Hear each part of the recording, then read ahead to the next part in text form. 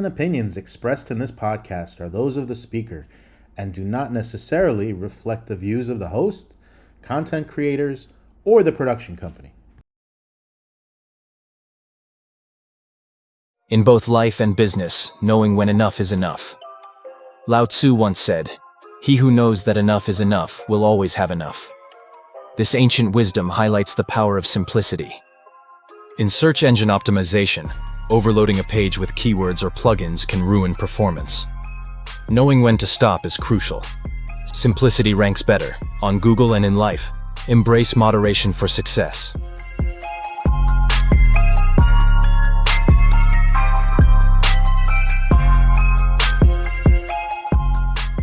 Welcome to the Foundations of Freedom with Jerome Huyler.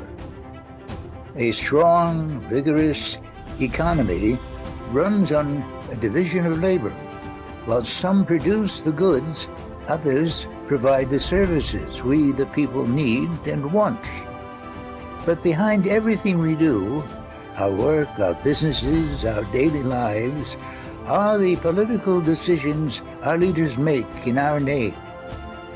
Since we elect the men and women who write the laws that create the conditions in which we all prosper or perish, we all need to be fully informed political participants. The silent majority can no longer afford to remain silent. One of the most valuable services a free people require is the clarification of complex social, economic, and political ideas. Other media platforms offer biting commentary on the hot-button headlines of the day. This podcast service will explore the underlying causes of and the effective cures for what ails us. And this nation is ailing. Ultimately, to preserve the American dream, we will have to retrieve the principles that made that dream possible. But there are more pressing issues and concrete decisions to consider. So please stay tuned. Hello, and welcome to episode 5 of the Foundations of Freedom podcast with Jerome Huyler. The topic this time, to save a nation, the road to recovery. In episode 3, Dr. Huyler explained why the current crop of political leaders will not seriously stop their reckless spending levels of public spending, taxing, and expanding debt that Congress has been engineering over the past few decades.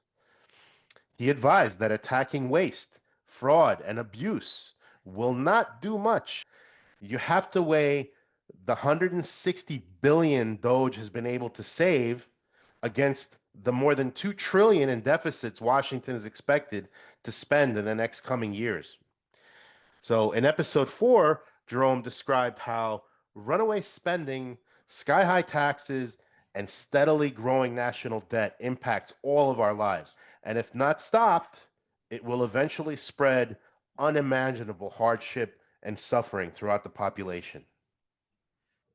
The conclusion is clear as crystal. The need to reverse course and start seriously reducing government spending could not possibly be greater. Like a single individual, a nation has to plan and prepare for the whole course of its life. Short-term pleasure should never be purchased with long-term heartache. And I'm afraid that is exactly what lies ahead for the forgotten men and women of the country and their prosperity if the course is not reversed, and sooner rather than later.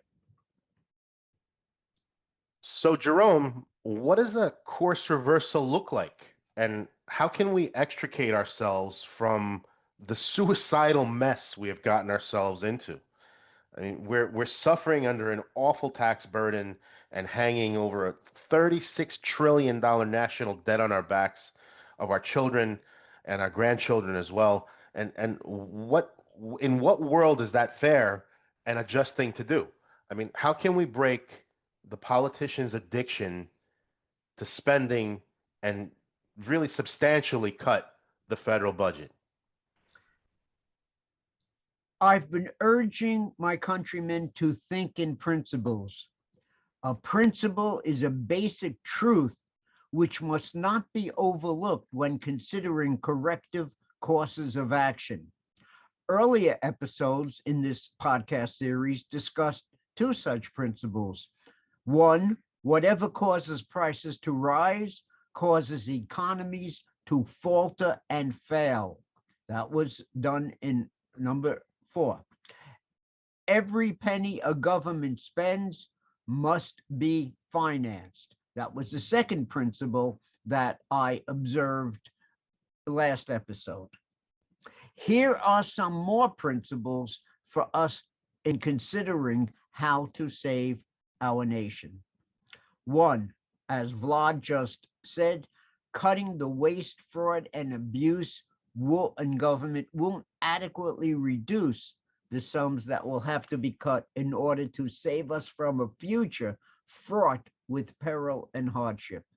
We must cut specific programs and close specific agencies, bureaus, and entire cabinet departments. There's no other way to shrink the size and expense of government. That was one principle. Second principle, we cannot rely on our political leaders to cut public spending. Republicans and Democrats alike work mainly for themselves and for the lobbyists and organized interests they depend on to fund their own re-election campaigns.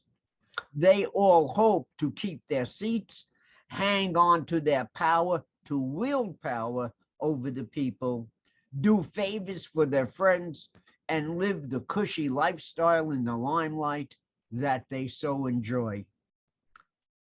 Third principle, we must not become co-conspirators in the Washington money grab by asking our representatives to bring the bacon back home. We should promote the candidacies of men and women who will go to Washington to cut specific programs and close specific agencies. That's the only way to shrink the size and expense of government. Anything less will do no lasting good. 4, we don't have to get radical to cut spending. We don't have to attend violent protest rallies and act like Antifa or Black Lives Matter. All it will take to impact our representatives' political decisions is to write and call our congressmen and senators on a daily basis and tell them what we insist they do. We have to make it so all the campaign contributions in the world won't protect our politicians' seats from an enraged, engaged citizenry. 5, we should not urge cuts to Social Security and Medicare at this time, even though those two programs make up 35% of the annual 7 trillion budget totals. In fiscal year 2023, the US government spent roughly 1.4 trillion on Social Security and $848 billion on Medicare. Social Security accounted for 21% of the federal budget, while Medicare accounted for 14%. The thing is, the public believes it is entitled to these payments, since employees and employers paid their Social Security or FICA withholding taxes every week they went to work. We can and should weigh the legitimacy of these programs, but not at this point. Nor can we give the big spending Democrats and rhino Republicans reason to oppose us. And if we start demanding cuts in these basic programs, they will accuse us of being heartless and cruel, and that is not necessary. There's plenty more to cut. So then, what is the solution? And who will make the much needed cuts? All it will take is for millions of Americans who want to take their country back to call and write their congressmen and senators on a daily basis, demanding that they make substantial cuts in the programs we can no longer afford to support. The majority can no longer afford to remain silent. It is the forgotten men and women of the country who will have to orchestrate the solution to the fiscal quandary we have created for ourselves, hopefully before it's too late. I am crazy enough to envision a free people awakening from their political slumbers and getting ever more enraged by and engaged in the political process. I call upon every concerned American to mount a nationwide grassroots movement to cut the size, expense, and intrusiveness of government and save the nation for ourselves and generations to come. So, Jerome, even if you were able to convince millions of us to mount a nationwide grassroots crusade to engage in the political process, where would you even begin? What programs should we cut? What agencies should we close? Closing the Department of Education will make for a good start. Its $84 billion annual budget isn't helping a single school-age child in America. The public school system is failing dismally to educate the nation's young. If you have a creative classroom teacher dedicated to educating the children in their charge, you don't need supervisors and departments of education to ensure that students are learning their lessons. If you have teachers who are just phoning it in, all the supervisory personnel on earth won't assure sound classroom education. Now, the Trump administration is already asking why public funds have to be given to our colleges and universities that are mainly pushing an anti-American and anti-capitalist point of view. Trump's people want to place strings on the money that is given to these academies of higher learning. I ask, why should taxpayers pay those unconscionable sums to begin with? We don't need to control higher education. We need to let it sink and swim on its own, on their own. Now, the Trump administration and Congress is contemplating, this is part of the reconciliation bill, the big, beautiful bill that is going through the Senate right now, contemplating imposing work requirements on the 4.8 million able-bodied men and women who receive Medicaid, that's the health program for the poor, and SNAP or food stamp benefits. Why do able-bodied working age men and women have to be forced to support able-bodied working age men and women who choose not to work? There shouldn't be work requirements for eligibility.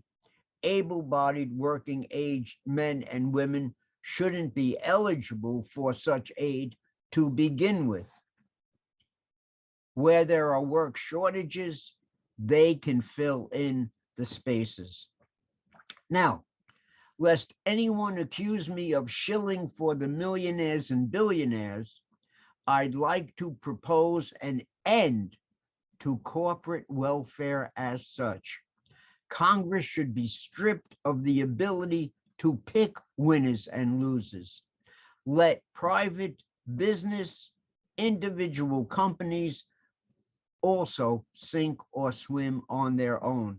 Let the free market and the law of supply and demand decide who succeeds and who fails.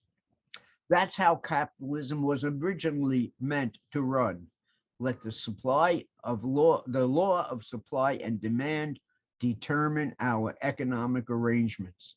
Successful entrepreneurs don't need Washington's help or its burdensome regulatory policies that add so many billions to the cost of doing business. As Adam Smith proved in The Wealth of Nations, a free market economy, an economy without political impediments or political encouragements, that is, business and farm subsidies, will produce the greatest amount of wealth and see it distributed to the widest possible economic classes.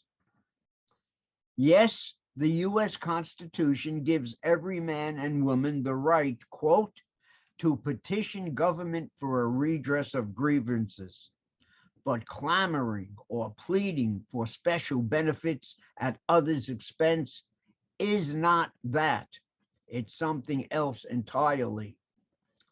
How can we steadily reduce and eventually eliminate corporate welfare? We can close the cabinet departments that take money from taxpayers in order to prop up private businesses and industries. I would point to the Department of Commerce, Agriculture, and Labor in this regard. These agencies have become clientele fiefdoms that are in business to support their respective constituencies. Let's look at the Department of Commerce. I quote from the fiscal year 2024 federal budget, quote, "The Department of Commerce's mission is to create the conditions for economic growth and opportunity for all communities." The Department of Commerce's fiscal year 2024 budget makes prudent investments to position our workers and businesses for success in the 21st century. Specifically, the budget makes investments that will drive U.S. innovation and global competitiveness, foster inclusive capitalism, whatever that is, and equitable economic growth, address the climate crisis, expand opportunity and discovery through data, and provide 21st century service to deliver on its mission. To fulfill, end quote, to fulfill its mission, the Commerce Department spent some $16 billion in fiscal year 2024. That's $16 billion, perhaps a little less, taxpayers paid out so this department can create the conditions for economic growth and opportunity for all communities. Better let families keep the money. They won't spend it on crony capitalist handouts. The public sums that corporate welfare provides goes to well-connected special interests who are tied into Washington's political networks. Congressmen applaud the awarding of subsidies to businesses in their districts or states, and the politicians don't mind purchasing stock and cashing in on their friends' good fortune, the business ventures that receive generous congressional subsidies. It's high time that our countrymen and senators realize they work for us, not the special interests, and certainly not for themselves. Now, let's look at the Department of Agriculture. In 2025, the U.S. Department of Agriculture, the USDA, had a budget of $435 billion distributed among its 22 sub-departments, sub-agencies, and bureaus. This budget also included $132 billion for the Forest Service, with the proposed 4.7 billion in cuts, department-wide cuts, including 1.4 billion from Forest Service activities and research. Additionally, the Economic Research Service forecasts an increase in farm sector income, largely due to supplemental and ad hoc disaster assistance. These then are just a few fiscal considerations Americans can look at. This points to the change in the public conversation the nation now needs to undergo. These, in short, are just a few off-the-cuff suggestions I make, and they can save upwards of $750 billion alone. Now, ultimately, the American people will have to ask themselves, what must government do for us? And what must we be allowed and expected to do for ourselves? Or another way of asking that same question, how limited was limited government originally meant to be? Those are the questions this country will eventually have to ask in order to cut government down to size. But these suggestions should be digested by the American people. Americans should write their congressmen and senators to demand that such cuts as these be made. Like I said, it's a good place to start. Later on, we can look at other programs that need to be cut and other agencies we now need to close to save a nation. Well, if you made it this far, thank you. But don't let this be where it ends. Let it be where action begins. If what you heard today resonated with you, please share this podcast on your social media. Spread the word. Spark the conversation. Help others wake up to the reality that we're all facing and the solutions we've just laid out. Now, next, find out, this is important, find out who your local representatives are. Write to them, call them, let them know how you feel about out of control spending and anything else. Let them know about how you feel about the crushing national debt and the urgent need for real cuts. We've made it easy. You can download the pre-written letter to get started right now on Jerome Huyler's link tree. You will find all the links to these resources, including the letter at the end of the show. And if you want to dig deeper into these ideas, get Dr. Huyler's books on Amazon. You'll find those links there as well. They are a must-read for anyone who wants to understand constitutional principles and economic truths that built this country and that can hopefully still save it. Now, subscribe to Dr. Huyler's YouTube channel. It's at Jerome Huyler on YouTube, where you'll find all of the Foundations of Freedom podcast episodes and more content coming soon. While you're at it, connect with and follow Jerome Huyler on LinkedIn and Quora. Like I said, you'll find all those links at the end of the show. He's sharing valuable insights and engaging with fellow truth seekers every week. Most of all, get involved. This is not just about politics. It's about preserving your freedom, protecting your family, and securing the future for generations to come. It starts with you. It starts today. From both of us, thank you for listening, thank you for thinking, and thank you for caring. Until next time, stay strong, stay informed, and stay free. Thank you, Doctor. Thank you very much, Vlad. Goodbye, viewers. Till next time.